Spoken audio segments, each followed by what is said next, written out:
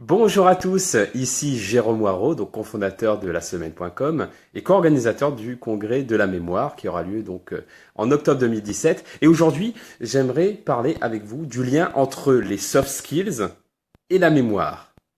Alors, comme vous pouvez le voir sur le programme du congrès de la mémoire, je vais intervenir sur les soft skills. Et on pourrait se demander, ok, mais en quoi ces compétences que l'on appelle donc des compétences transversales ou des compétences comportementales, comme par exemple la gestion du stress, la créativité, la capacité à gérer des problèmes, etc. Comment ces compétences-là ont un lien avec la mémoire? Alors, avec nos coachs en apprentissage, on utilise donc des techniques de mémorisation, comme par exemple la table des rappels ou le palais de la mémoire, par exemple, ou la méthode des lieux. Voilà, la méthode des lieux, c'est la méthode que je préfère d'ailleurs.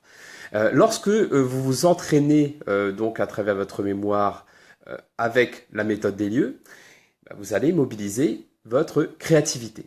Vous allez donc libérer votre créativité en pensant à un scénario loufoque, en plaçant des objets dans l'espace, pour faire des liens justement entre ce que vous voulez retenir et ce qu'il y a devant vous. Et forcément, lorsque vous travaillez votre mémoire par la méthode des lieux, vous travaillez votre créativité. Mais lorsque vous travaillez votre créativité, vous pouvez l'utiliser aussi pour d'autres occasions que pour la mémoire. Une fois que vous avez développé votre créativité, vous pouvez aussi la travailler pour la résolution des problèmes, pour des activités artistiques par exemple, ou tout simplement pour pouvoir avoir de nouvelles idées dans votre quotidien.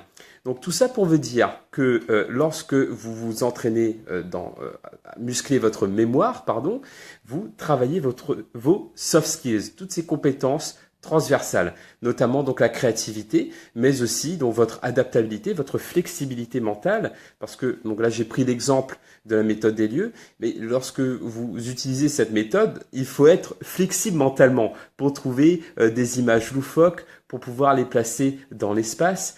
Et c'est ce qui est assez génial avec cette approche des soft skills, c'est qu'une fois que vous avez travaillé votre mémoire à travers cet outil, vous pouvez utiliser ces soft skills dans d'autres situations.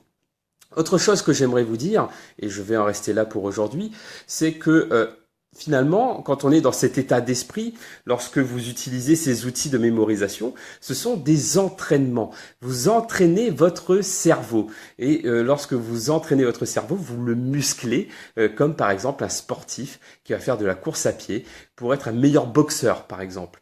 Ou lorsque vous êtes un marathonien et que vous allez faire de la natation pour avoir plus de souffle.